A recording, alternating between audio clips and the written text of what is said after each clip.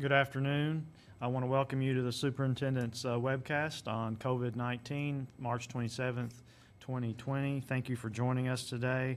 We want to devote the majority of this webcast today to question and answers from superintendents and others in our education community that may be watching. We will have on your screen, we will have a Go Soapbox.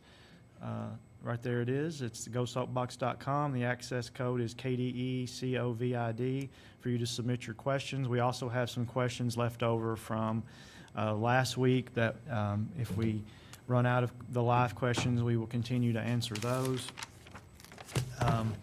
We've heard that the last some good feedback last week that you got valuable information from this webcast in a question and answer format. We want to keep doing that.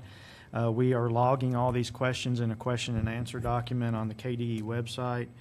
And speaking of the KDE website, we are relaunching the COVID-19 resources on a launch page that you'll hear about a little later in the webcast from Tony Cons-Tatman, our Director of Communications. We want to make sure that school districts, parents, families, and others have all the information in one page, and that will link to other pages regarding education issues related to COVID-19. Of course, you always need to make sure your community knows, your staff knows to access the main COVID-19 website that you see every night on Governor Beshear's webcast.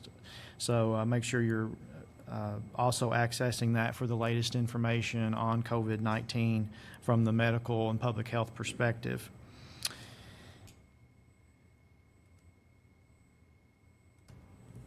I wanted to provide a few reminders, and then after that we're going to have Dr. Ellis talk to us a little bit about some issues that are surfacing regarding grading and those types of issues, and then also David Cook is going to speak to us about NTI and some issues that are bubbling up there.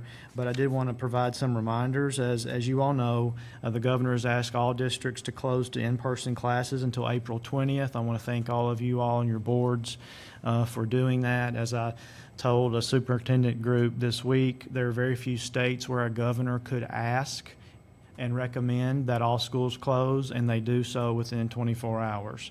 And that's just, as I said before, just an example of who we are in Kentucky, and that we operate here as a family, as an education family. And so I want to thank you, and the governor really appreciates your cooperation during this time. I keep saying to plan on 6 weeks of NTI instruction from beginning March 16th, and that is still true. There are some districts that did not, there are a few districts that have not yet begun NTI because they are getting it up and rolling in their planning stages through their teachers and administrators, and that's okay as well.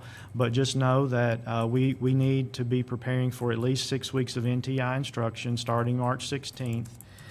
And as you know, I sent an email to all of you. This email is, you don't have to do anything else. You're granted 30 days of NTI permission beginning March 16th, and that is in addition to those of you who have already used up to 10 NTI days for other purposes before March 16th. So just know that every school district has been approved for 30 days. That email gives you the approval. Just keep that on file, and you've got it from us. We wanted to make that as easy as possible. You have 30 days of approval for NTI days beginning March 16th. The goal of which is we need to try to reach 1062 hours. That's what the General Assembly has asked us to do through Senate Bill 177 that was just passed this week and signed by the governor. The General Assembly is signaling to us that if it's all possible, they would like to see 1,062 hours of instruction in every school district on or before June 12th. And I know I've run a few numbers and gotten a few estimates from districts. The average district will be around 1,005 hours on May 1st if you've been doing NTI since March 16th. Other districts will be around, if you haven't, for example, Jefferson County is just now starting NTI, they may be in the 900s. And so it looks like to get to 1062, we would have to go into May. And just know that we are keeping an eye on that. We want to hear your feedback about, and that's one of the things the task force has been looking at that we formed on education continuation. What does NTI look like after we hit 6 weeks? Are we going to be able to continue delivering good instruction the 7th week, the 8th week, the 9th week that would, in many cases, get us to 1062? There are some districts that will hit around 1062 around May 1st. I talked to one district today, and they will hit it May 12th. So these are all things we need to be thinking about. We need to make sure we're providing our kids educational services, but we also need to recognize that this is we're doing something that NTI was really never designed to do, to go day to day, back week to week, back to back, without a reset, a personal reset in the classroom. And so we're asking you all to do a lot of things. We understand that. And we want to make sure we're hearing the concerns, but also we want to make sure that we strive to, and what the General Assembly said in Senate Bill 177 was maximize educational instruction on or before June 12th. So just know that we remain very open-minded about that at the department. We want to assist you. We want to hear from you. Your co-ops are all represented on the Education Continuation Task Force, so make sure as those issues are bubbling up for you and any challenges that you're voicing that to your co-op directors as well. As you know, the K-Prep exam was canceled. I issued an email canceling that this week. We have received tentative approval on our waiver request from US Ed to cancel our assessment this year and to postpone accountability as a result. I have not received formal approval, but I did not want to wait on that. I feel 99% sure we will be formally approved by US Ed for that. However, I wanted to take one thing off the table for students, families, teachers, and you and superintendents and administrators. I don't want you worrying about taking the K-Prep this year when we are trying to just deliver basic instruction to kids during these times. So you can check that off the list. Want to keep reminding you to keep feeding kids. I can't tell you how important that is. As you know, the governor has mentioned this on his daily press conferences, and we're seeing pictures of this through social media, also been referenced on the governor's press conference. I also want you to know we understand how hard it is to feed kids. It's easy for us to sit here in Frankfort and tell you to feed the kids. You all get it done, and there are very few complaints about it, but we also know it's a challenge. We also know your employees are doing so in an environment that they may not feel comfortable all the time, and the governor's recognized that as well, but has also indicated that that is actually a service in furtherance of public health to keep kids healthy. And we know that our summer feeding program needs to be strong and robust through the summer, as it normally is, but particularly this summer as we may enter into an uncertain economic time in many of our families and communities. That's very important. I'm happy to report that there's only one county, I think to our calculations now, that are not where the kids are not receiving some type of food service from a school district.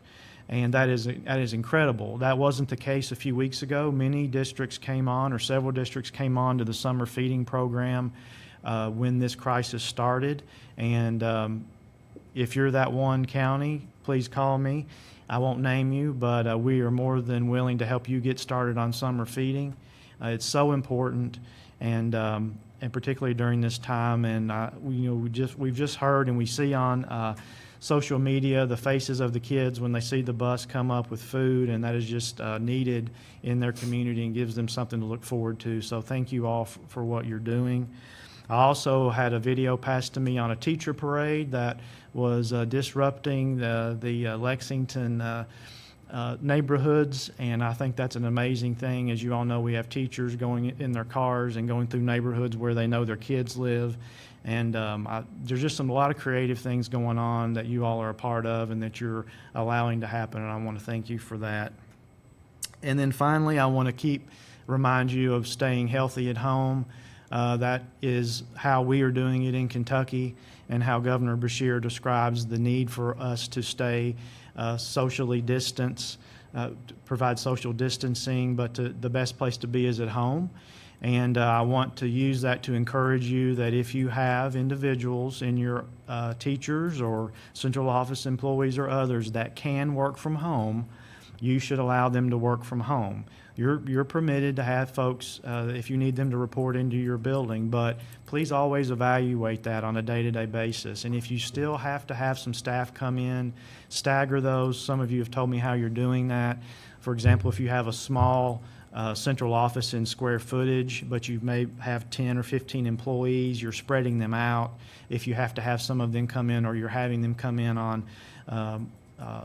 alternating days, please continue to do that. It's very important. And then again, as the governor has said, and he said this to both public and private institutions, if you're able to work from home, please enable that. I also know that creates a hard conversation for those that you absolutely have to have come in, being cafeteria workers, custodians, janitorial staff, that we still need to keep our buildings safe and running and deep cleaning. And I know that is, you sometimes are feeling like we're saying two things, telling you to do two opposite things here at the state level. And just know that all of this is necessary. It's necessary to have some people in buildings to prepare food.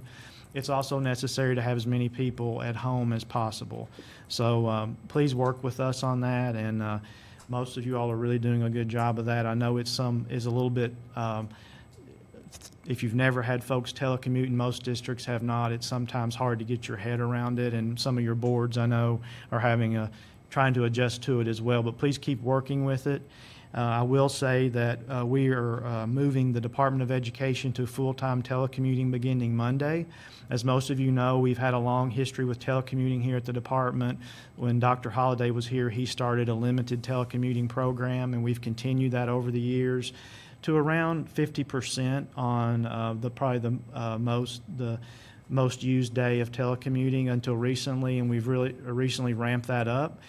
We've had a few test days over the last few days, and we've determined that we're still able to provide full services without disruption. If you call our main number, you will get Loretta, and you may hear a dog in the background. That's not a dog in the commissioner's office. That's probably the dog at her house. So that's just an example of how we're doing things differently. And want to make sure we're still providing services, but I'm also committed to keeping all KDE employees healthy at home as much as possible. So thank you all for working with us on that. We want to get to 3 short speakers, and then we're going to get into question and answers. The first, Kelly Foster and David Cook, regarding some NTI issues.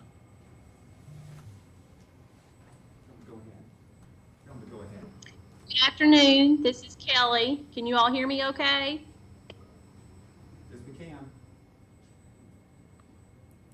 As Kevin mentioned earlier, with the passage of Senate Bill 177, we released the statement from the Commissioner's Office granting you the additional 30 NTI days from March the 16th until May the 1st. And so that message went out earlier this week.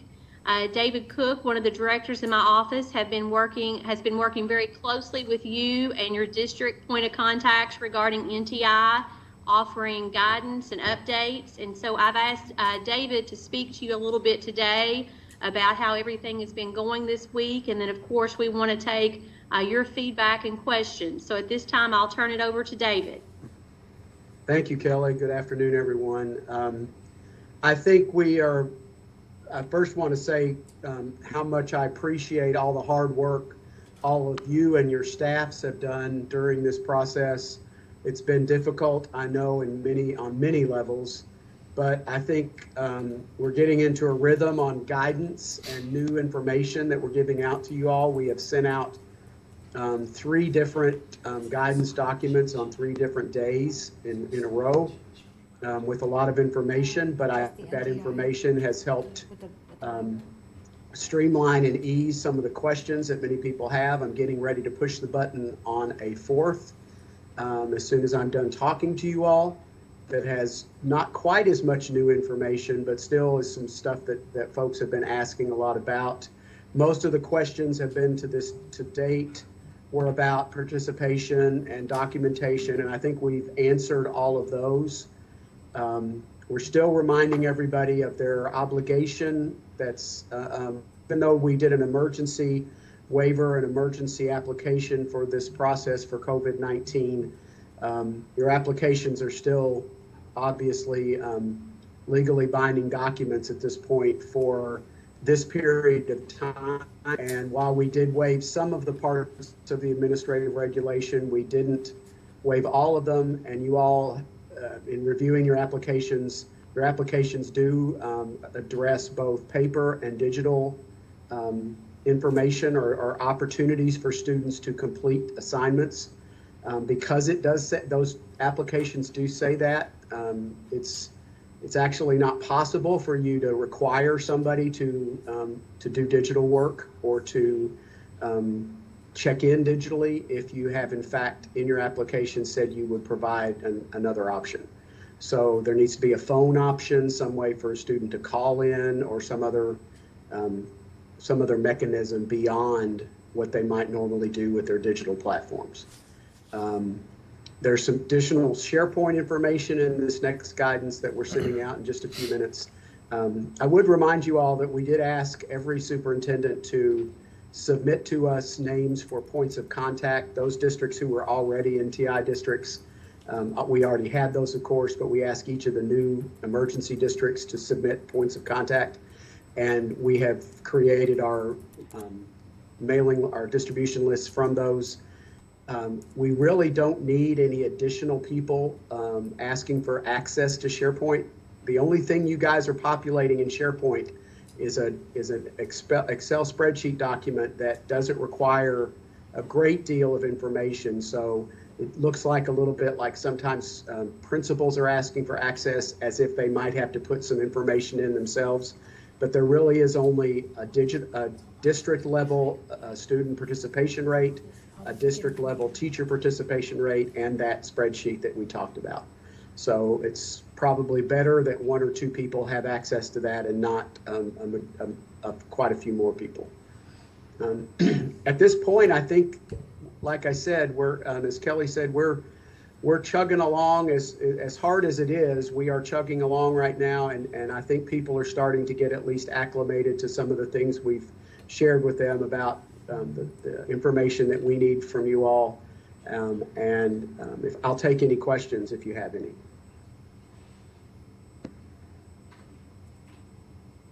Okay. Move on, because we'll go to the NTI questions. We will take questions. If you have any related today, we'll just do those at the end or when we get to those in here in a few minutes. We're going to have Dr. Ellis. She's going to talk to us a little bit about some issues that are bubbling up regarding grading and questions of that sort. All right, good afternoon, everyone. Just to piggyback a little bit off of David and the questions we've also received in our office, as well as I'm sure his, is a lot about the big decisions you guys have to make as students take their spring break, and you guys are looking into the month of April, as Kevin had spoke about with the hours. And David had mentioned a little bit about new learning versus review and the decisions you all are making, and just really considering what you have in your plan, how students have access to their resources and help through a phone or text or online, whatever that outreach is, really has to be a district decision piece, and really be thoughtful about the equitable access, but that does not take away from the opportunity for learning experiences for all students.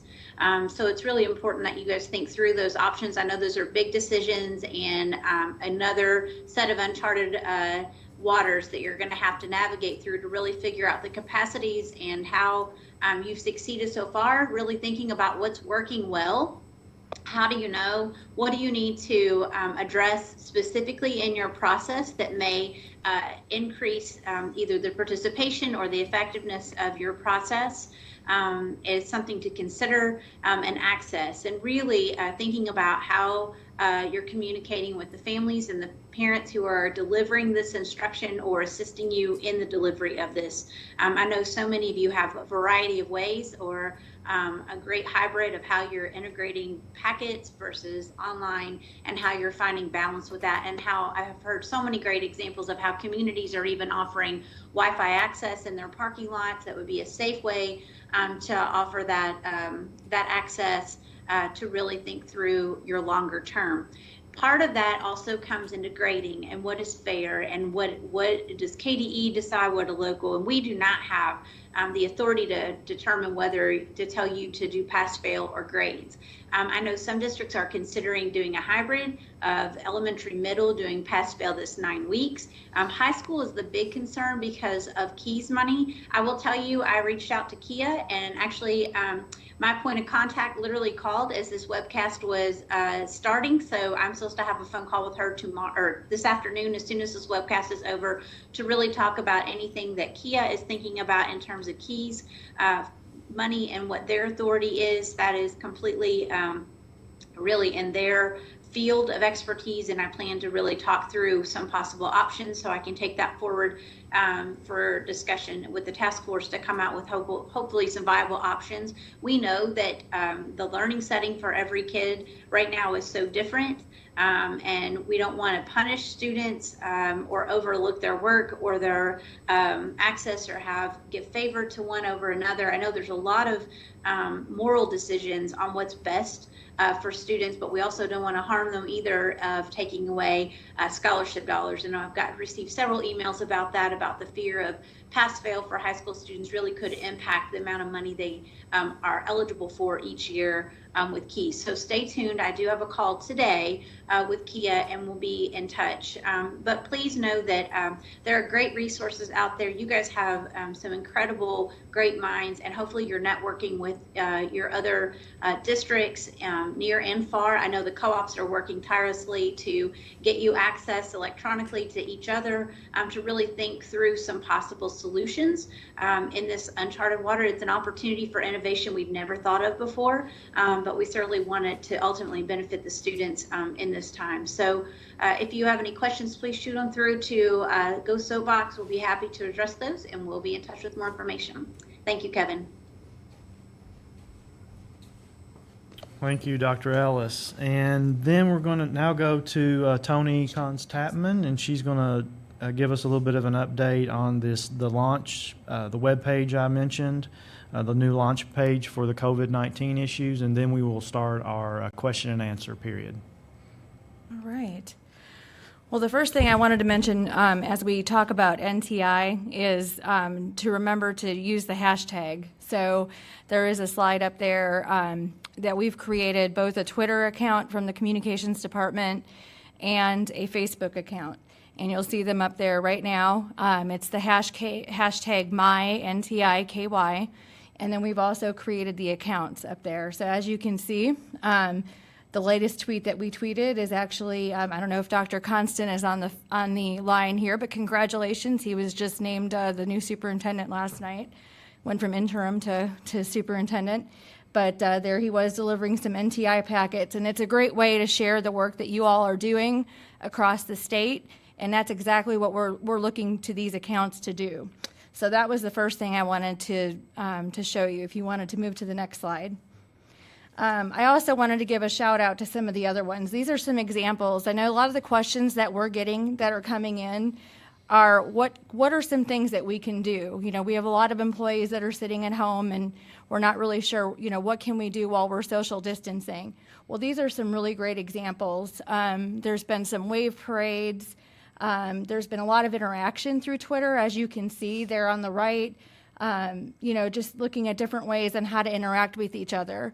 So it's very easy to do. I encourage you to look out and use social media right now because it's a very good way to see what your counterparts are doing across the state, across the country. We're all in this together. And there's a lot of really great examples out there of different things. I know you probably heard of the teddy bears that are in windows. They did the chalk the walk this week with the physical education teachers. There's just a lot of really great things going on, even with special education teachers that are going to houses and doing some instruction through windows there in Bullitt County. Lots of great things going on. So I just wanted to share a couple of those things. And again, make sure you tag us because we want to make sure we share all of these things with everybody else and show our families and everyone else in the Commonwealth what a great job you all are doing as you're implementing this work. And if you want to move to the next one. And then I don't know if she talked about the Education Continuation Task Force, but we can skip that one, sorry. This is going to be our new website. This is our new launch we've been working on. This is a sneak peek for you. It'll be launching later today. Just gives you an idea of, we're trying to make it very easy for you to be able to click on each link will take you to different, I'm calling them little buckets of information based on office. So if you're looking for information on feeding programs, you're basically going to be able to click, in two places. You're going to find feeding site by county that you can use right there. And then also, if you're looking for nursing information, you'll be able to go to that particular area and find it there. Any communications that come out of my department, you'll be able to find there. If there's any kind of legal questions, special education, we have a lot of questions about IEPs and everything is going to be departmentalized where you can find it, we hope, a lot easier than where it is now. And it'll all live on this one page as we move forward. And I think that might be my last one. I'm not sure if you want to go. Oh, yes. And then, of course, we updated the FAQs as well, which I think, from what I can see, there's about 78 of you in there right now. So I hope this is useful. There's about 100 questions. We've been working really hard to update these questions on the leadership team, to answer your questions, get them through our legal department, to really provide as much support and guidance to you with the questions that you have asked. These were either asked to us via email or through the text message. Some of them were even going back to when we were on the phone with the governor the first time. So we tried to log all of these questions like we do every single time, just to provide a really good way of providing feedback and getting answers to your questions. So I promise we are listening, we are logging, and we're trying to provide the best information for you. And with that, I guess we can go on to today's questions, or do you want to add anything to that? I would just say, Tony, thank you. Before you start, if you notice on the web page, there are 3 words to the side that says educate, feed, and support. Those are guiding words that we are using here at the department to guide our work until we get through the COVID-19 period, which we will get through. But we are putting all of the other mission and vision on the side, and our guiding words are educate, feed, and support, meaning that we pledge to support you as you strive to educate the kids of Kentucky, and knowing that you're doing it in a very challenging environment.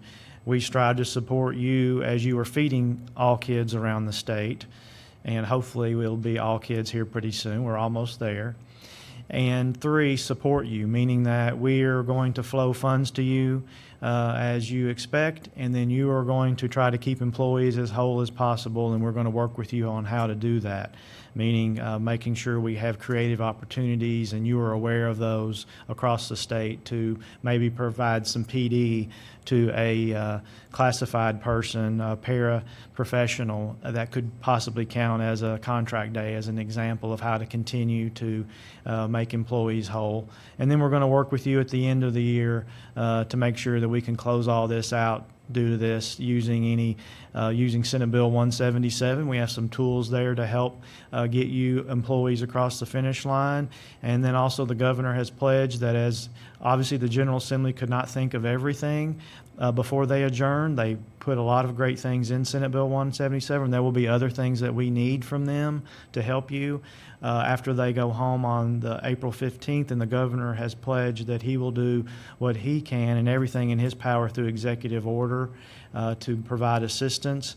And as an example of what we're doing, we're gathering together due dates and other things that you would normally be responsible for in a school year, and we're going to be giving you guidance and in some cases providing you some relief through either waivers of the State Board of Education, or some things could come through an executive order. So all that's on our radar. As you see things that are popping up on your radar, make sure you're letting us know, just so we're not missing anything. So I just wanted to make sure you all knew what the guiding principles were here. And first and foremost is we're here to support you during this time. So Tony, I'll turn it over to you to start us out with questions. Okay, so I have both computers up. One has the soapbox questions, and then I have a couple of people who submitted some questions prior to the meeting through the Google form, which you can still submit questions either way. So going to the Google form first, if we end the school year early, will people be able to work on spring break and count those days towards contract days rather than working a week longer when they could already have had it in the books? I'm not sure I completely understand the question. Todd, do you? I think they're wanting to know that if they can just cancel their spring break and count it towards, They're going to Instructional continue providing days. Instruction during that time. right, count the days towards the contract days rather than working a week longer. Right, we have advised districts that if they do want to adjust their calendar, and I heard from at least one district this week that they can ask their board to go, one district, for example, one to just say, let's just go ahead and do NTI through spring break, not have a spring break, and convert those over into contract days. That can be done. And then, of course, the General Assembly has said through Senate Bill 177 that we have the school year, at least for students, should try to be finished by June 12th to get those 1062. We know technically the school year for employees goes through June 30.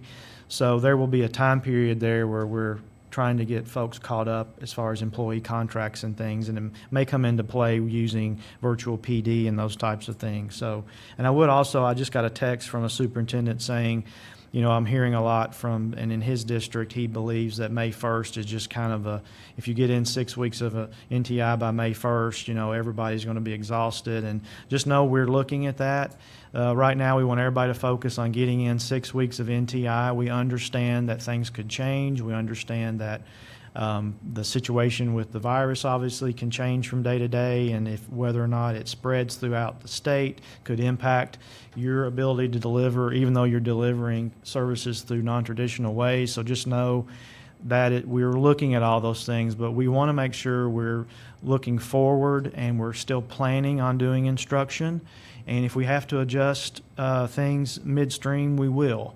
But right now, let's all focus on getting 6 weeks of instruction in through NTI, and let that be our focus. And then we'll start looking at how does that play out with the hours.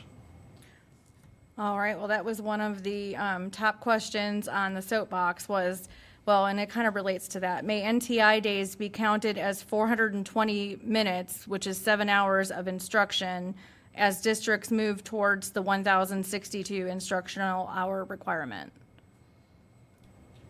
They want to increase the number. May NTI days be counted as 420 minutes, which is 7 hours of instruction, as the districts move forward towards their requirement of 1,062 hours. And I think of Dr. instruction. Foster may have dealt with that issue, or David, this week already. So can you all chime in on that? Because I think that has to do with what the number of hours listed, your hour, your Right. length of day that was listed on your application, I believe. But David? Yeah, it's basically, your district has a set number of hours and minutes that you've calculated for your district already. And that amount should be what you use on NTI days. So if it's 6 hours and 6.75 hours, that's what you would use for your NTI calculation. Whatever the number is that you had already calculated in your calendar. Because you created a calendar based on trying to get to 1,062 hours. So we're just saying that an NTI day is just like any other instructional day. We have been hearing that KDE might mandate or strongly suggest a pass-fail grading system. Is there truth to this rumor? Dr. Ellis, could you address that? Yes, that's exactly what we were just talking about before. That is a district decision. That is up to them on what they think is fair. Consider how you have in your plan before and even your revised NTI of how you are considering participation or completion or however you are grading. The biggest concern, as we said earlier, if people weren't tuned in, is the grading in high school and the impact on keys.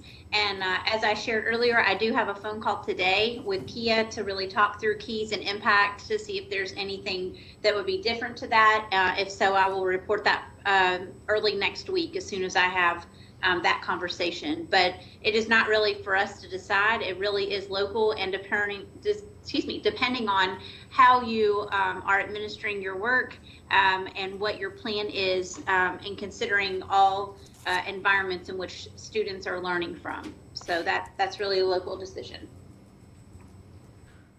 Commissioner, if I may, this is David Horseman. Go ahead.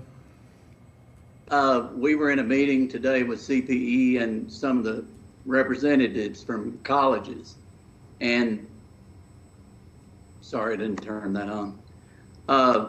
KCTCS has taken the approach that they are doing offering grades. They're not going to do pass fail, and the reason they're doing that is they want to make sure that their courses are transferable. So I would caution the teachers that are doing dual credit to work with their local college that they have dual credit agreements with, to make sure that if they do pass fail, that may or may not work for the dual credit. Thank you, David, for that clarification. We have a couple of questions about how graduation should be handled. I'm going to try to summarize a couple of these up. There's larger districts that have to deal with securing facilities that can handle large capacity, and then just in terms of ordering adequate equipment and supplies. I would love to tell you that we're going to see this, as if you watch the Governor every day at 5, which I would recommend everybody. It's become must-see TV. Watch the Governor every day at 5, and he talks about the curve. I would love to see that curve start going down in May or before in April, and then us miraculously get some kind of a order that says we can all go back, and we would get maybe 2 weeks in of school and we could have graduation. But I think we all have to plan that for the occasion that won't happen.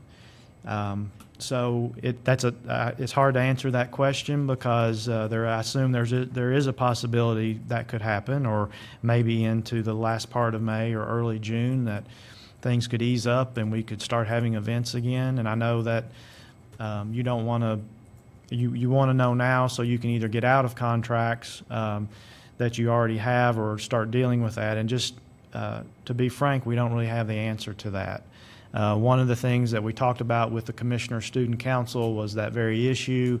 Obviously, we have a lot of disappointment with our seniors and others because already there are senior events that have been missed that will never happen, and particularly those will increase as we get into the year. So, Dr. Ellis, do you have any other comments about graduation, other than it is a topic that we are discussing on as part of the task force? Yeah, so as far as what we're looking at, we did talk with the student advisory the other day to also get their input, since most of them are seniors.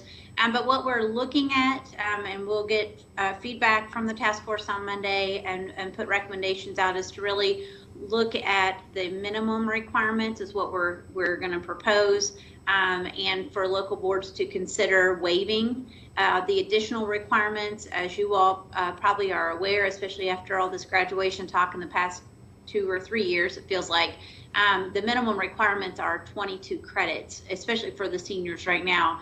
But most districts require more. Some require additional courses. Some require whether they're transition ready, benchmarks, credentials, things like that. And we're recommending that the task force give us feedback on asking for the minimum requirements, and then even thinking about some unintended consequences on that. What are we missing? We're also talking with legal right now about the implications on early graduation, not hardship cases, but the early graduation program for that, where students can demonstrate competency to graduate early. And so there are some hiccups with that, clearly, since we still use the EOCs in that particular setup, which is paper pencil only. So stay tuned on that. We are working through that. Rhonda and the legal team and David Horstman and I are working on that closely for some options for consideration. So it is very much at the top of our list, and hopefully to have additional information early next week. We know that's a very hot topic, and our students, especially our seniors, are heavy on our minds with that. Thanks.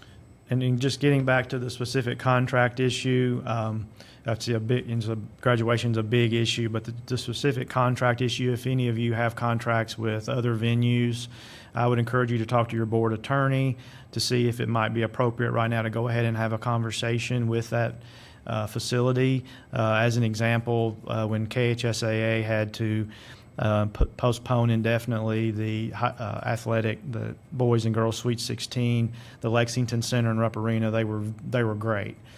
We had to the department cancel some events here, and for the most part, our interactions with hotels and other venues been very positive. They've been trying to do the right thing so that particularly governmental entities don't have a financial penalty. So you may want to, if you do already have a contract for an event space, you may talk to your board attorney to see how you may want to go ahead and talk to those venues about options and those types of things.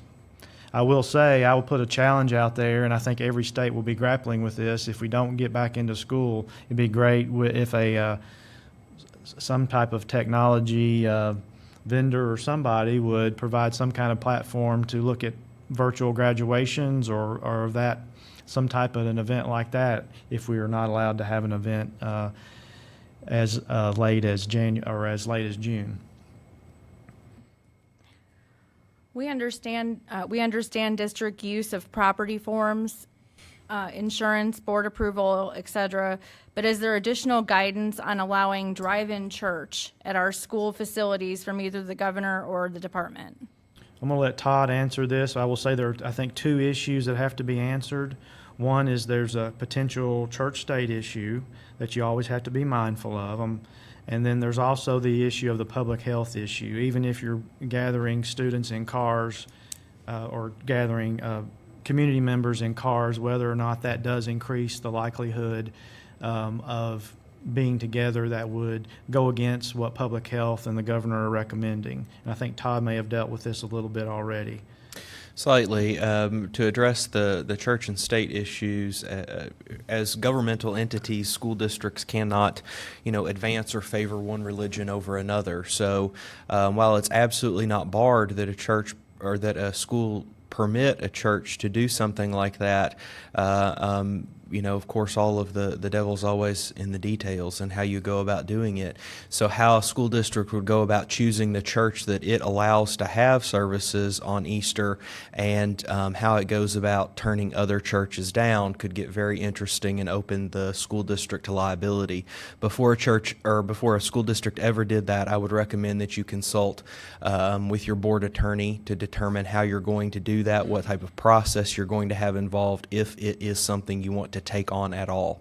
The second portion that Kevin discussed as far as the social distancing goes, while it may sound good at first, depending on how long that service were to last, if it is warm, people begin getting out of their cars, congregating under shade trees, whatever the case may be, then we start to lose the social distancing efforts that we have worked so hard to maintain. And if you'll notice, and this is mentioned almost every day in the governor's press conference, there's, even being too close together in a park is a problem. And so, these are issues that I think it's, I understand that there will be a need in communities to try to, particularly for Easter services, to try to have those and be as creative as possible. But I do, when schools are asked to at least facilitate that through facility usage, you need to do exactly what Todd said: consult your board counsel about the church-state issue, and then you will need to talk to your local public health officials about that. And I do think it could cause problems. Given upcoming non-renewal staffing deadlines and a very pessimistic state revenue forecast, What are recommendations from Katie about upcoming budget decisions? Robin? Well, I think the first place we should look is to Senate Bill 177. In this time of uncertainty, anything that we can do to help districts have more manage expectations on what might be coming forward, that's what we're trying to do. So in Senate Bill 177, and thinking about what your next year might look like, I think that's what we're trying to do. We're trying to walk through what would next year look like as you're considering decisions right now that would come into play next year. We don't have the crystal ball, but I will tell you we're trying every avenue to, as the commissioner has said on and on, to keep everyone as whole as possible, to do no harm, I guess is the best way to put it. So if we look at Senate Bill 177, that's a good place for you to start as you're thinking. Senate Bill 177, and I'm going to look at Section 11 specifically for right now as we talk about funding for next year. It contains provisions on how districts can kind of expect, short of something else happening, and I will preface that with that caveat because we all know that something else will likely happen. But this is for planning purposes right now. We know you're working on your budgets and you're working on your staffing. So for SEEK funding purposes for next school year, 2018-2019 data will be used to calculate end-of-year adjusted average daily attendance, that's AADA, and those other things that are in the SEEK formula that we use AADA. So that's at risk, home hospital, and SEEK transportation. We've heard a lot of things from districts concerned about their transportation dollars. And so this will help us at least have kind of a ground floor that we're looking at what funding will look like. Because we have other things in the SEEK appropriation that are unaffected and they don't rely upon average daily attendance, our best thinking right now is to use that 2019-2020 data to calculate funding. So that is your exceptional child count numbers, your English language learner counts, and of course, growth, fall growth and January growth will be calculated in the next school year at the appropriate times, meaning in the fall and then again in January. So that can kind of help you to see where SEEK might fall and look like going forward. The other things that we have to consider, there's lots of funding pieces of legislation that are now coming in front of us that we're all scrambling to read very quickly. I think everyone is thinking in a manner that districts will certainly need funding assistance, certainly. And so as we've seen through the I'm going to read just a little bit because it's kind of fresh off the plate, but the Coronavirus Aid, Relief, and Economic Security Act, now known as CARES Act, was passed by the U.S. Senate on the 25th of March, and I think it's being considered by the House today. But this also is going to provide some funding relief for districts. I think there's been several summaries out that talk about the provisions of that act, but I will say there is significant relief allowed, and the allocation of those funds will come to the local school districts through the state agencies by a Title I formula allocation. So that is another form that funding will be coming your way as quickly as possible. The other thing that to get on your radars today is the possible, I will say possible, opportunity for assistance from FEMA. And FEMA, of course, tries to come to the aid of situations and locations that are suffering in a crisis, typically used in like ice storms or tornadoes or floods, but FEMA dollars will be available. And we will be pushing out as we learn more about this. I've actually invited a FEMA representative from our emergency management office here in Frankfurt to come and be present on one of our superintendent's calls so we can get some additional information to each of you as a potential applicant for FEMA dollars. Typically, FEMA doesn't substitute or pay for things that you would normally pay for and already budgeted for and is allowed. It's looking for those dollars, sort of like the gap. Because of this crisis, but for this crisis, you wouldn't be expending dollars in that manner. So those are the places that we're looking. I can't tell you what decision to make. That is a local district decision on how you do those staffing. But that will help us kind of look at our expectations of what it goes forward.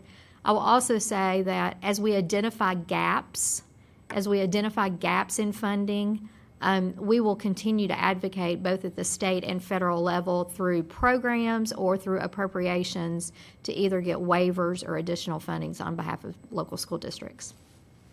Robin, on the CARES Act, we just got word that the House has passed it, so it's now passed both houses of Congress, and it's awaiting the president's signature. That's great. And I would just add to that, we're tentatively planning a superintendent webinar. That one will probably just focus on funding and budget issues, maybe as early as the end of next week. And then we're going to have a superintendent webinar on Tuesday at, Tony, do you know what? Probably about the same time, 2 o'clock. About probably around 2 o'clock Tuesday, and that is going to be a special superintendent webinar on special education issues. So kind of related with Senate Bill 177, there's a question, actually 2 questions, wondering if it gives districts considerable flexibility with evaluations.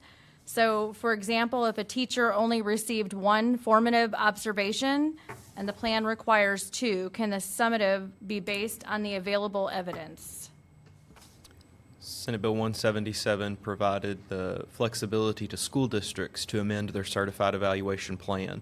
Those plans look different in every school district because every school district has the flexibility to adopt a different type of plan.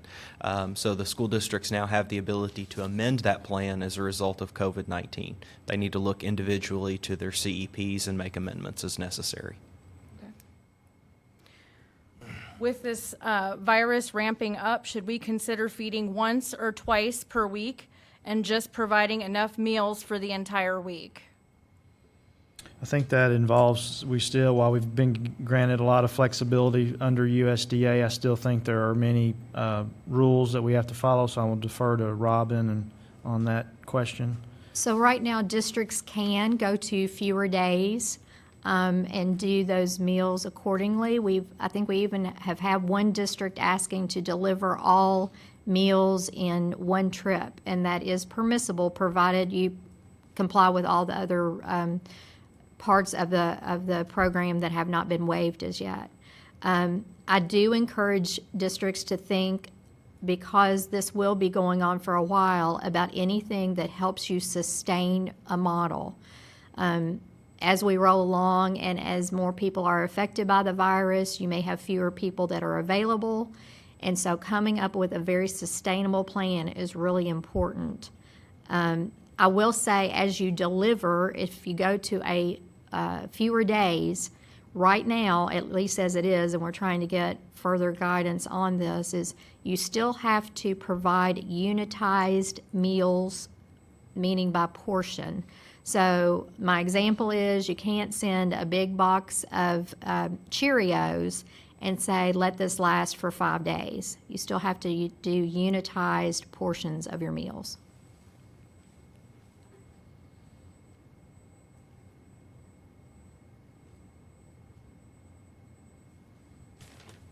Do you have any updates on how we handle CTE certifications such as diesel and CNA? David Horstman, you want to tackle that one? Sure. We're in the process right now of reviewing all of these. Obviously, since they're not for accountability any longer with that waiver, we do realize that we have groups of students that utilize their industry certifications to enter the workplace. So right now we're trying to evaluate how that might be handled. We're getting some relief from some of the online testing, but what we're saying is we don't condone non-proctored tests, but if the employer, for example, NCCER is a national group, and in Western Kentucky, a lot of employers use that, and they're offering to give it to students for free, that would be something that they would be allowed to do. And obviously, if we get back in the buildings, there's options for, if we can have teachers and resources available to do it, we will. But right now, it's just too early to call on everything. So we're still working with it. Under the new COVID unemployment guidelines, can retired teachers who are actively drawing a KTRS retirement sign up for and receive unemployment benefits? I don't know. Well, we don't know the answer to that. I'm looking around. I think that's a unemployment / KTRS issue. We can flag that, Tony, to reach out to those agencies and post that answer on the Q&A document. Okay. What flexibility may be offered regarding current grant funding, i.e. Frisky, 21st Century, and completing expenditures prior to the end of the fiscal year? For those that we have the authority in the Kentucky Department of Education over state grants, will be issuing guidance on that. So if you have received funding through the state on any of those large line items or formulary, we will be sending guidance on that. I think we do have to remember, at least at this point in time, the fiscal year will end on June 30th, and so we may have to seek additional guidance from the Office of the State Budget Director on that. Hi, this is Kelly. I'd also like to comment on that regarding federal dollars. I have reached out to Ed and our contact there to see about grants like Title I, 21st Century, if there's going to be any extension on funds that have to be spent by September 30th. So once we receive that guidance, we will definitely share that out with you all. Okay. All right, the next question is, if we go back to school within the 2 weeks after spring break, should we require a mandatory self-isolation for any students who travel for spring break? Hopefully, you will be able to encourage all students and families not to travel for spring break, as the governor is encouraging that to happen. Todd, do you want to? Yeah, I was going to say, I feel like that's partially a public health question that we may need to follow up with the Department of Public Health to get an answer on, to see what their recommendations are. But most school districts who have adopted kind of uniform school policies already have policies. I can't recall the number off the top of my head, but there's a policy in there that allows school districts to deal with situations where students may present at school with health conditions that are highly contagious, and how to deal with those situations. So we need some advice and input from the medical experts at the Department of Public Health, and then encourage school districts to follow their policies in that regard.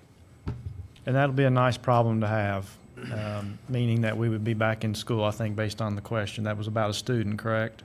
Yeah, that was if students went on, if they were back in session and students went to spring break. That'd be a great problem to have, meaning we'd be back in school. But we will definitely, if that situation occurs, we'll be obviously encourage you to continue to work through your public health there locally, and then we can, if that arises, get some guidance out here from the state level as well.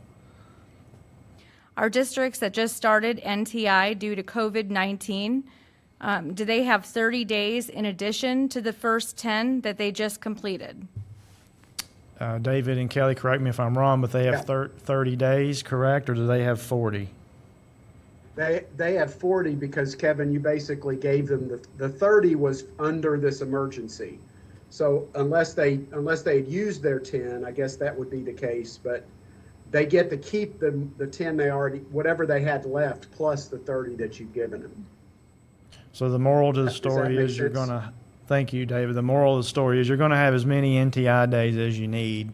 Yeah. We'll continue, we have the authority under Senate Bill 177 to continue to grant those. We just granted 30 to kind of get us through the first 6-week period. And as we've said earlier and have said before, we were going to have to constantly reevaluate what it looks like for everyone, what educational services look like if we get into around the first part of May, and if things change. And so we'll have to be prepared to possibly change, but we also want to make sure we're prepared to continue providing services if possible.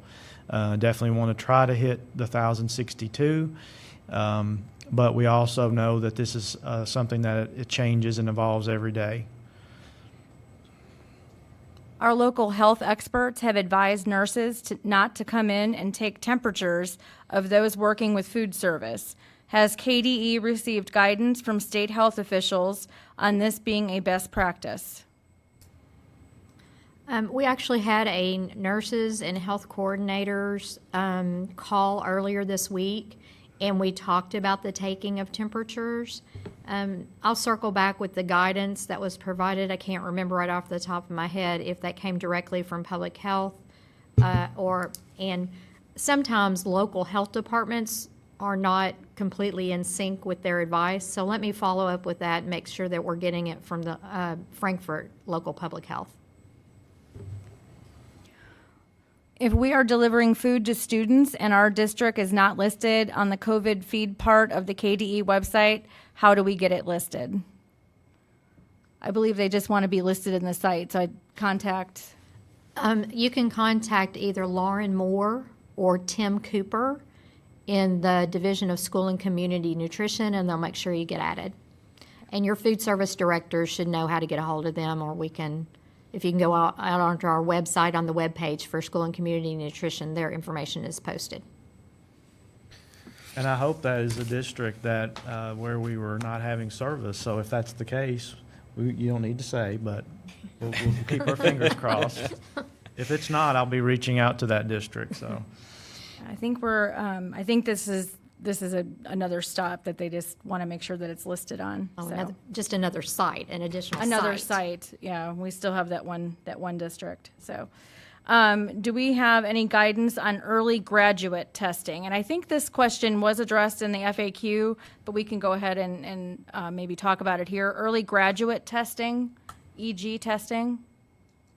I'm not sure who's. Yeah, I can talk. We talked about that a little bit already. This is the early graduate program we talked about earlier. That is a competency based. So actually, Rhonda Sims and David Horseman and I are working with legal on what we can do. Currently, early graduation, not for hardship, but the actual program for advanced students to demonstrate competency to start college early and have additional funds is based on passing the four currently formerly used EOCs, that is by paper and pencil only, and meeting all ACT benchmarks. And so we are talking through different options that are safe for students but fair, and we have not made a final decision on that. We're working through the options, and we'll let you know just as soon as we can. This will be a piece also that we take forward to just recommendations on the task force to make sure we're not overlooking anything and that we don't have any unintended consequences. So that is in discussion, and we'll get back with you as soon as we can. But we have looked at our numbers. We know who's requested the exams, even down to the county and the school. And so we're looking at different options. Is base SEEK going to be flatlined again for the next 2 years at $4,000? If so, shouldn't we be talking to our legislators about the negative impacts of this? Well, obviously, the budget bill hasn't passed yet, and so there are discussions. I think the General Assembly right now is grappling with building a budget based upon revenue projections before, obviously, this crisis hit. So at this point in time, we don't know what the base SEEK will look like. I will continue to tell you that if it comes to a flat line, we will continue to explore other funding opportunities to try to help offset, kind of the crisis that you're in. But at this point in time, we won't know what that looks like until the budget bill is actually finalized. Meeting the 1,062-hour requirement has been discussed, but the requirement of 170 days has not been mentioned. Has that been discussed as a possibility to be waived by the General Assembly? The General Assembly in Senate Bill 177, Todd, correct me if I'm wrong, says the goal is to reach 1,062 instructional hours on or before June 12th, 2020, and for districts to maximize educational instruction, I believe were the terms, as much as possible, then gave the commissioner the authority to provide relief if districts were unable to maximize educational instruction by that time in meeting the 1062. So I believe the day requirement is not included in 177. We're completely going to hours, the 1062, as a goal to meet for this school year. Another question on the SEEK. If we have to use 1819 SEEK numbers, will we be penalized with the higher local effort amounts from increased property assessment? This will be absolutely devastating to our district. We are in conversations with the Department of Revenue right now about property assessments, so we'll have to circle back on that as well. But that is on our radar, and we're talking to the Department of Revenue. Been receiving information about tracking NTI through Infinite Campus. Is this required in addition to current requirements shared by Dr. Cook for NTI participation requirements? Kevin, can I just quickly respond? Sure. Yeah, no, this is the feature that has been added by IC. It is an optional feature. Some districts are already excited about it because it allows them to do their internal kind of checking on students. It's nothing that we're going to collect from you comes out of IC. So that's the answer is no, it is not required. It's an option.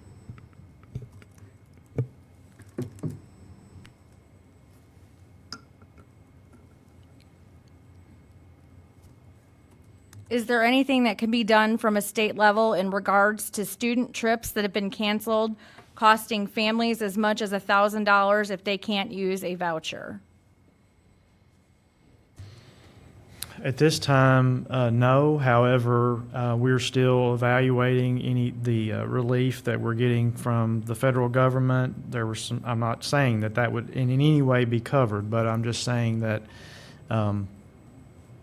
in no way want to make a promise that it's covered. But we're still evaluating to what extent are any type of expenses incurred by school districts covered under any relief packages being passed. So at this point, no. The answer to that is no. Robin, do you or Todd have any thing to add to that?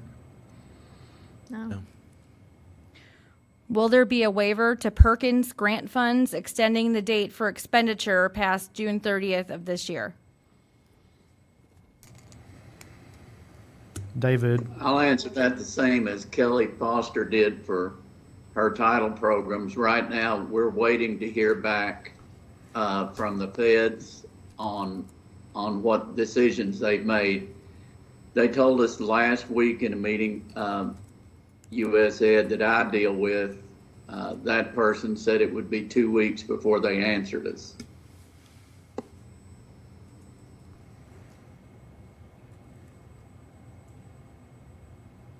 Kind of another question in regards to what grades are going to look like for NTI, especially at the high school level. Not necessarily the local level with grading, but they're really concerned in terms of KEYS money and how this is going to impact scholarships for students. Tony, this is the same one we've answered earlier twice about, I will be talking to Kia early, actually I was supposed to be talking to them this afternoon. I'll have an answer early next week. We are aware of the issue, especially it is a local decision, and so we'll have some guidance next week on that. Should we allow every employee to work from home except for food service and custodians to decrease the people in the district?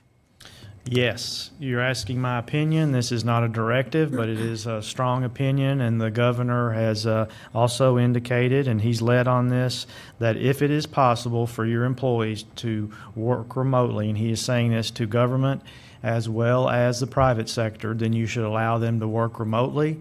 When you do that, that gives extra comfort, or it should give extra comfort to the folks who do have to come in to do their jobs, meaning that if you have 20 teachers in a building and they can all telecommute to do NTI, that's 20 less hands touching the doorknob to get in the school.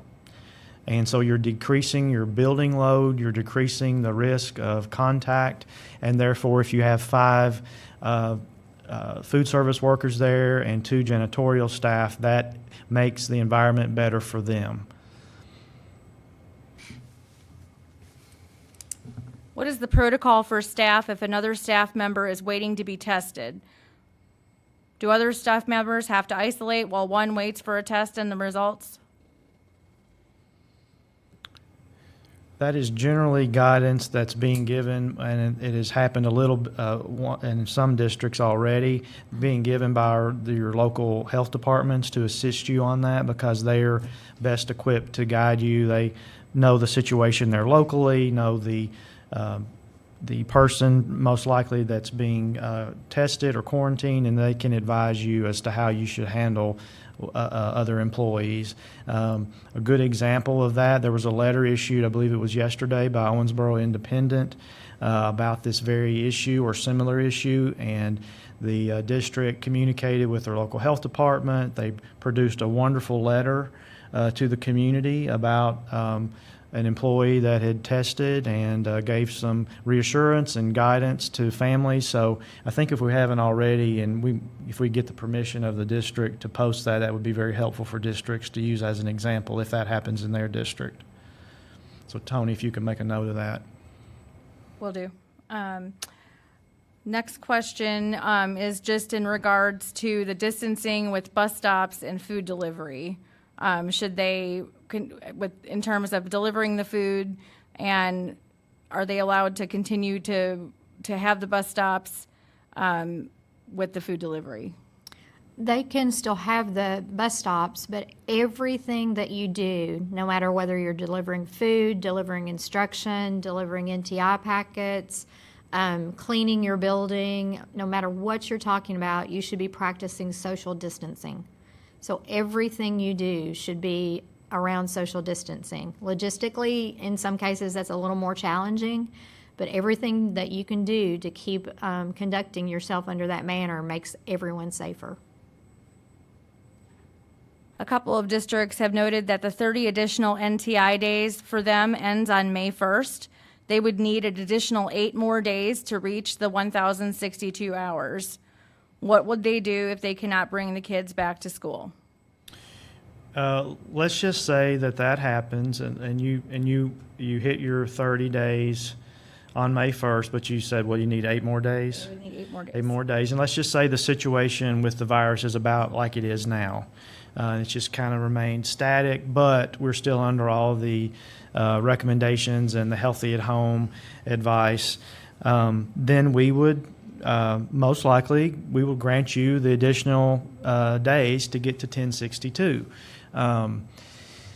However, if things change and we start having trouble delivering NTI services for one reason or another, or we're having fatigue or other things that we're all going to be talking about, and the task force will be talking about, and I know you're going to be talking about in your co-ops, we're going to evaluate that, and we're going to we'll make a determination later on if the situation changes. But if the situation were as it is today with the level of cases today, but we were still under all these restrictions, then I believe we would be granting you additional NTI days, and you would finish out the school year and get your 1062 around probably May 12th or so, 10th or 12th.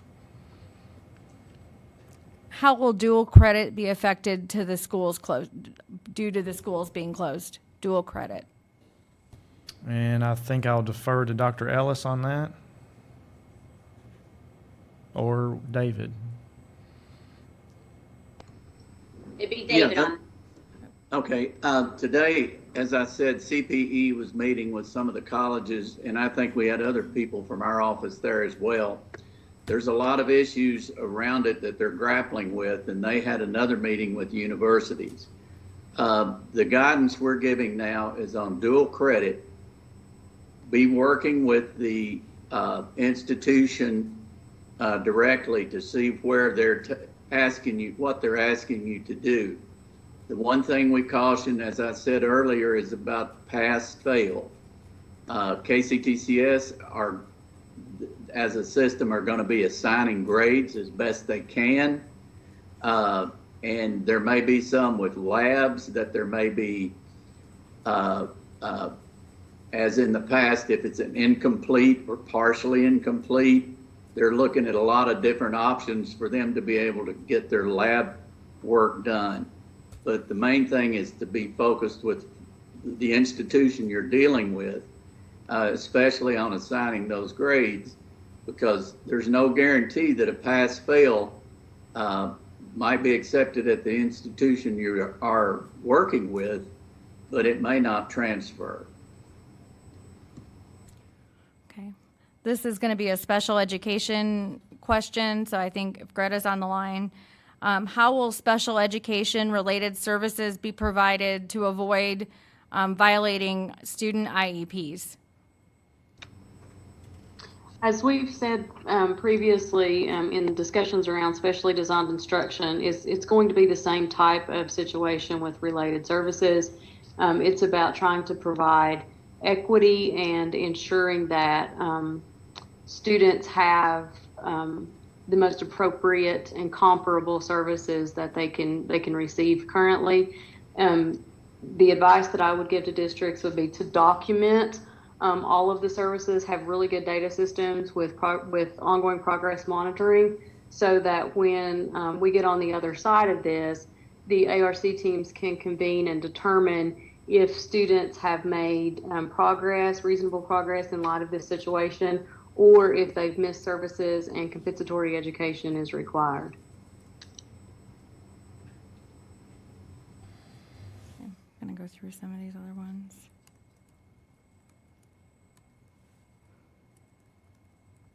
I have a question here that came in on text about, I think, backing up to the answer we gave about folks with 40 NTI days.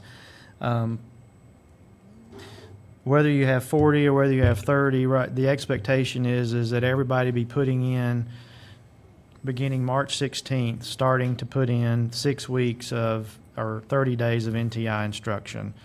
Some districts won't begin NTI instruction until April, around the 1st of April, because they're new and they're starting, trying to get things in place. And so we will obviously have to give them some additional days. We may have to give many of you additional days, but right now everybody has 30 to use from March 16th. Some of you, though, who have been doing NTI a long time have already had the first 10, and you've utilized many of those this year due to, we had some winter weather and flu, so you may have 9 before March 16th, and now you're rolling in on doing 30 more. Can we change our Infinite Campus IC calendars to reflect the instructional minutes in our NTI plans?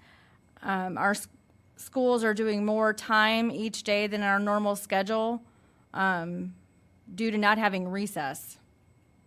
So they want to change, know if they can change their instructional minutes in Infinite Campus. Kelly, do you have a? I don't think that's what the NTI I think that's application a Robin anticipates. question. No, I think that is whatever's in your NTI plan. Your NTI plan is reflective of the minutes that you would have as a typical school day. But I think the question is, can they go in and change their school calendar now to adjust the minutes for each day? The instructional minutes, yes. Can they change their instructional minutes during the day? They're planning on providing more NTI calendar, so during the same day. I guess they would need to I think I think just, that they need to understand that SB 177 has provided the commissioner with flexibility and authority to waive hours to the extent that he needs to, and it also requires the department to report to the Interim Joint Committee on Education how school districts meet that 1,062-hour requirement and the districts who weren't able to meet it and who needed a waiver. And that's okay if a district does need a waiver, but we need to be very uniform about the way those number of hours are recorded, so they're all recorded accurately and uniformly among school districts.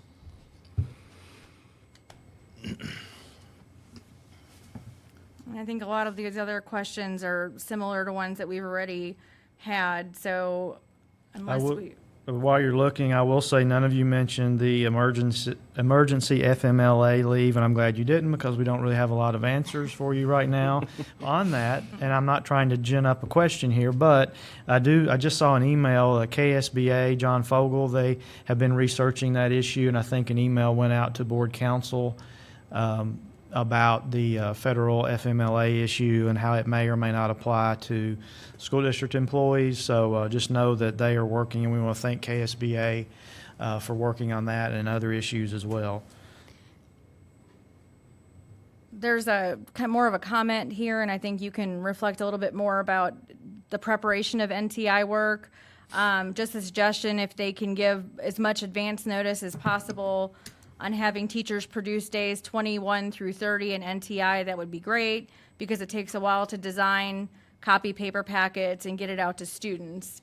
I think that speaks to what you had mentioned about being prepared for 6 weeks of, you'd want to reflect a little bit on that. I'm sorry, I'm zoned out. Telling them to be prepared with how many weeks of NTI material. Yes, we want you to be preparing now for 6 weeks of NTI instruction, and as grueling as that is, and we realize that, I understand that there. I was on a call today with the other commissioners from the southern states, and that call was convened by the Southern Regional Education Board. They're grappling with the same thing. We're talking to them to see how they're handling it. It's a heavy lift, even though we have, and of course, we always think we do things better here in Kentucky, and I think we're right most of the time. But other states have done some things similar to NTI, but we have a lot of experience with it, and so that is, I think, serving us well. However, as I've said, that's still a lift to do 6 weeks, but at least if the circumstances remain the same, I believe we owe that at least 6 weeks of that type of instruction. That does get us for most districts to around May 1st, and then we're going to reevaluate it. And we're going to reevaluate before we get to May 1st, because if we think we need additional weeks after the 6th, if things are steady, but we're still in this situation, and we think we can do a 7th or an 8th week, we're not gonna wait until May 1st to tell you that. We're gonna be talking about this all the month of April, and this thing will evolve, and we'll give you plenty, just like you have heads up now to prepare for the 6 weeks. You'll have a heads up if you have to prepare for one more week or a few more days. So there are a lot of things we don't have answers for, and that's okay. I know you have the same situation and the issues you're dealing with in your communities, but I can just pledge to you that we're going to evaluate things on a day-to-day basis, and we're going to do what's in the best interest of Kentucky's kids and school districts. In relating to back to special education, they understand the timelines, but what about evaluations since students cannot be tested without face-to-face meetings? Those are situations that are just beyond our control. There's guidance that I provided to all directors of special education that came from the Office of Special Education Programs at USED that goes through some of those situations. And one of the examples that they provided was the initial evaluation. We understand that you may have consent that's already been obtained, but you're going to be unable to have the eligibility meeting within the 60-day timeline. What I would recommend in following along with that guidance would be to contact the parents, make sure you have the meeting, have the just lay the facts on the table. There's not a lot that you can do about it. Make sure that both parties agree and understand But at the end of the day, districts are still going to miss their timelines. One of the things that I've shared with your directors of special education in a previous call with them is that as we move forward from my office, we know that, right? So we're not going to be out there monitoring your files for compliance of timelines during this time. What we will be looking at was, did you make a good faith effort to communicate with parents, educate children, and provide faith? And then we will work through those specific situations. A person asked the question, if we do miss the timeline, what's the recourse for that? What's the corrective action plan? And I have shared with directors of special education, there is no corrective action plan for that specific situation. If you missed a timeline simply because of COVID-19 and the inability to assess students, then we simply put that down. That's the justification. And as a result, we know that the state's also going to be out of compliance with some of our indicators, but it is what it is, to be frank. Okay, so we have a couple more questions that have come in regards to concerns over an unreliable supply chain. So we've experienced, even with long-term and trusted vendors, less than reliable supply chain function. Until more is known about the full impact of this virus across the country, custodial supplies will be unpredictable at best. This could even, in theory, impact supplies and availability into the start of next year. How would we go about doing this if we came back still this year? Robin? That's very possible. Just like local districts, the state has those issues as well. And so we stay in close contact with our state procurement services here at the Finance Cabinet. I would encourage you, if you haven't already explored anything that might be available on state contracts, you have access to those in addition to if you work through your cooperatives or do your own local purchasing. So that might be an avenue that you could explore. And you're right, this is continuing to evolve, and depending on what kind of supplies reduce, then we'll have to make decisions based upon what we know at that time. I know we're also seeing this kind of in the school and community nutrition area, where you can't always get access to certain things. And again, school and community nutrition has some good guidance out on their website of as far as waiving certain things, certain components, all those things that they're thinking about as well, because you may not always have access to the same things you've had in the past. Additionally, as far as just delivery of those things, you may want to go to more shelf-stable type of commodities instead of what you've used in the past. Again, this is about thinking and working with what you have, not what you always had in the past. So we'll continue to be flexible, and we do want to hear that. If you're running into problems about securing certain supplies, we'd like to hear that so that we can advance that conversation with others here at the Commonwealth.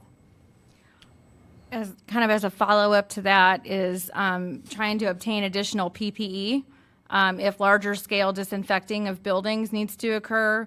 Perhaps if there's a confirmed case of COVID-19, CDC protocols for disinfecting recommend PPE that we simply cannot obtain. Things like gowns, disposable coveralls, and masks are being fully allocated to the medical field. These are the same items that are being listed when a positive case occurs in a building, and we simply can't get these items right now, and there's no estimates provided for obtaining those. So again, another concern that they just want to raise. A very valid concern. I would continue to encourage them to reach out to their local health departments, especially if they have a situation where someone has been diagnosed and has been in their building, because they will help them walk through that, as well as actions that they need to take after that has been discovered. One more. And I've got an announcement too, a good announcement, so. Okay. Can we use emergency days to pay our custodial staff if we close down during spring break to give them a breather and make sure that they can self-isolate themselves, and if and they could be on call to come in if needed? So the question is, can they use emergency days to pay custodial staff if we close down during spring break to give them a break?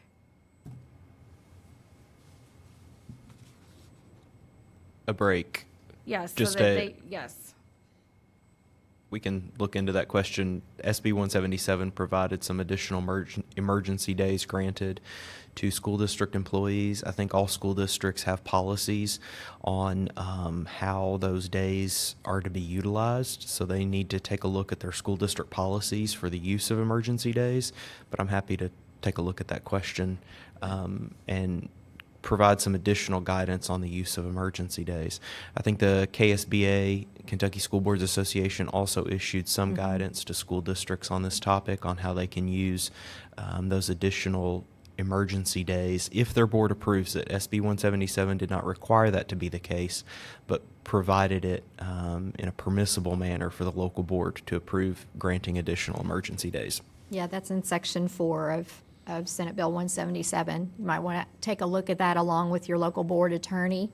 All these questions are related to emergency leave time and any of your individual employee relations, because you're wearing somewhat of your HR hat as well as wearing your hat for being the superintendent of a local school district. So I would encourage you to work with your HR and your local board attorney as you look at Senate Bill 177, as well as any relief that may be provided under the federal acts that have already been discussed. And the answer to that question is also dependent on kind of facts there at the local level. Were the custodians, was that in their contract, or can that be, those days just be, if you wanted them to have a break, just be added on at the end of the year to provide services and not needing emergency days?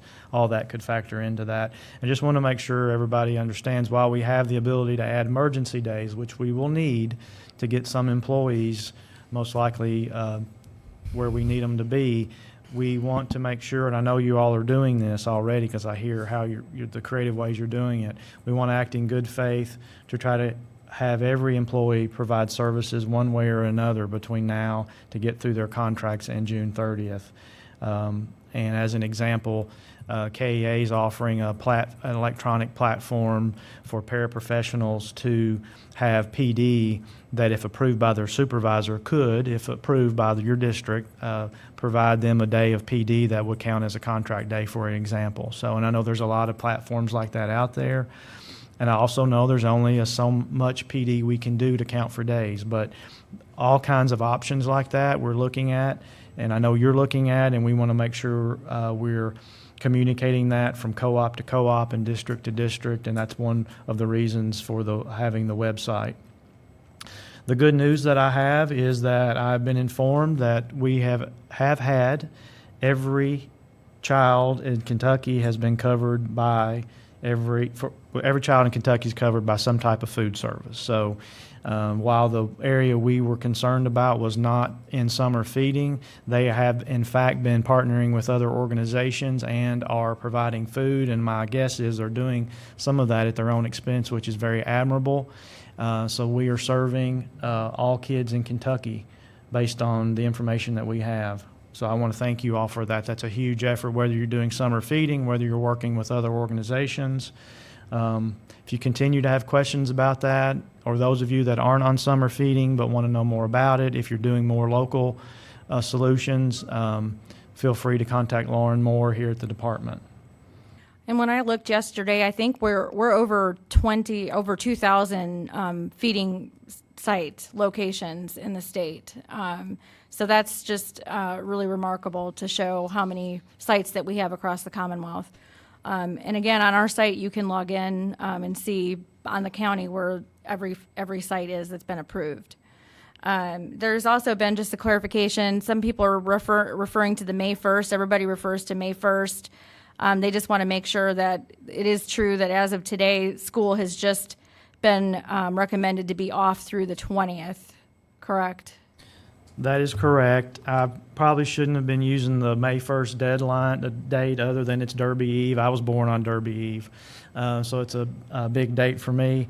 But May 1st was the date we could get to 6 weeks of NTI within a 7-week period from March 16th, when all this started with school closure. And so 6 weeks being kind of a general period of time in school, in the school world. That's why we were using the May 1st period. And initially, we thought, okay, by May 1st, things would obviously kind of be back to normal, and that's what we had hoped back a few weeks ago. And so that's why May 1st was being used. Let's try to get to May 1st using 6 weeks of non-traditional instruction if we don't go back before then. So that's May 1st is not really a magic number other than for what I just said, but we are closed until April 20th.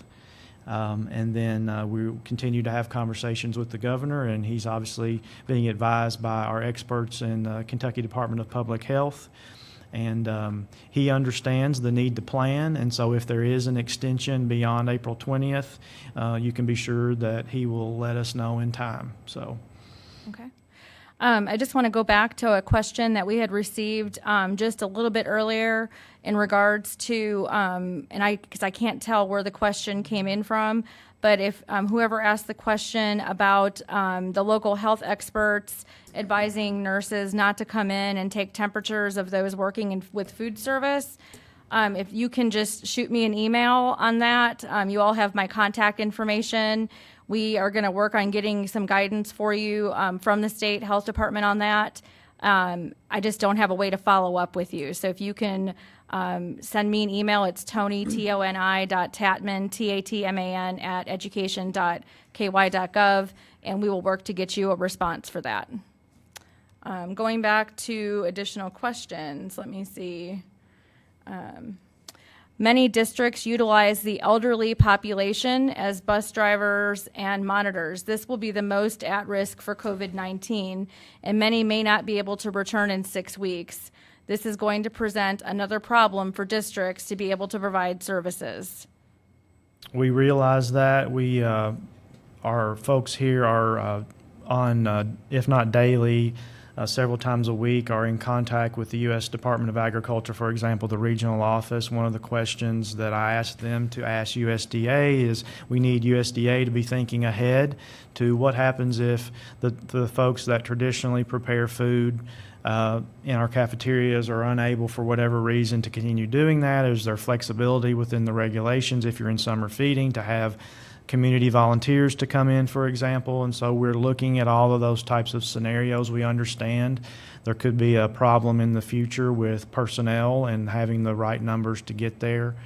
And the governor's office also understands that. But as we are right now, to the extent you can still staff up your food service, that's what we want you to do. And we also received a question from a superintendent on email about we need to make sure here at the department we understand the difference between the intentional design of NTI versus the practical application during a global pandemic / national emergency. I completely agree with you. NTI was designed to get us through a bad winter or a few days off here or there, and then you come back for a day, and then maybe another snowstorm rolls in and you're off for 3 more, but you always have a reset at some period to come back in the classroom. We know that's not happening, can't happen now. We know that's a challenge. It's a challenge because we can't deliver NTI completely virtually because we don't have complete or have access for every child, and that's an additional burden on staff to prepare packets. How do you deliver the packets? Is it the same level of instruction and guidance if you're not doing it virtually? We realize all of those are issues. We also understand, and that's one reason we're saying try to get through the first 6 weeks, because can we get to a 7th week because of the very issue that this superintendent raised? So we understand that, but we're also trying to balance that with making sure students have the activity and have the instruction during a time where they can't do anything else. And I know you all are doing a really good job of that right now, and but that will continue to evolve, and we'll continue to evaluate the effectiveness and ability for us to continue doing NTI as we move through this. Can our school-based health clinics with nurse practitioners, et cetera, remain open during the closing to help reduce burden on other medical providers? We had heard just anecdotally that school nurses were continuing to come in and trying to provide services that were permitted in their scope of practice and is recommended by public health. I don't have data on how much we're doing that. I know that was the desire of the school nurses to try to do that. So I think it is permitted based upon, obviously, coordination with your local health department. All right, I think that is it. Let me just, if you have another comment or two, I'm going to scroll through here just to make sure that I have not missed anything. Tony, this is Robin Kinney. I know in one of our prior conversations with superintendents, there was a question about substitute teachers and unemployment insurance. And I apologize, I can't remember who asked that question, but I do know that was a question that was raised. We have reached out to the cabinet who provides the support for unemployment insurance, and the governor has announced in his press conference that substitute teachers will be eligible to apply for unemployment insurance benefits. Of course, as I was having that conversation, I had lots of questions about what that looked like and what that exactly meant. But I would encourage you for substitute teachers, to direct them to unemployment insurance. They have, as with many unemployment insurance benefits, set up a site that you can go to as well as call in, and they are encouraging people to apply for UI benefits according to the first letter of their last name to try to help manage the large influx of applicants right now. So as your substitutes do apply for that, I would encourage them to be patient, because it's going to take some patience to get through that. But I just wanted to share with you that is available. The other part of that question was related to local school districts and the cost for that for local school districts. Again, based upon guidance we've received from the cabinet, the general fund is going to take care of that cost, and so local districts do not have to worry about that for their substitute teachers. Okay. All right. I think that wraps it up for questions, and I just wanted to reiterate what I had said earlier about the hashtagging of the NTI work. It's going to be really important as we move forward with this journey. I guess we can call it a journey.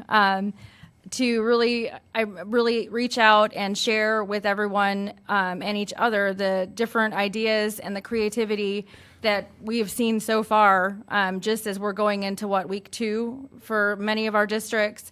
And some of our larger districts haven't even started the work yet. So we're very excited to see what they're going to be doing in addition to what lies for week 3 and 4. So please use the hashtags, reach out to each other, and share with us the work that you're doing, because we want to do what we can do to promote what you're doing as well. And related to that, I just want to say to you all that, it's okay to get discouraged every now and then. And I know there are things out there to be discouraged about, and I get discouraged. And I will look to these, there have been days that I've looked to social media and some of these things you're posting that just really snaps me out of that because of what's going on in local districts. So thank you for that. You all are doing all the work and at the local level to help kids and families through this, and we appreciate that. Feel free to continue to send us questions. There may have been a few that you emailed to me that I didn't get to. I apologize. We'll make sure we either address those on the next one or put them in the Q&A. And we will plan on having a special superintendent's webinar on Tuesday related to special ed only. Greta Hilton will be giving you an update, and then we'll take questions. And then when we have enough information and some solid information on both federal funding and state funding related to this, we'll be doing another webinar.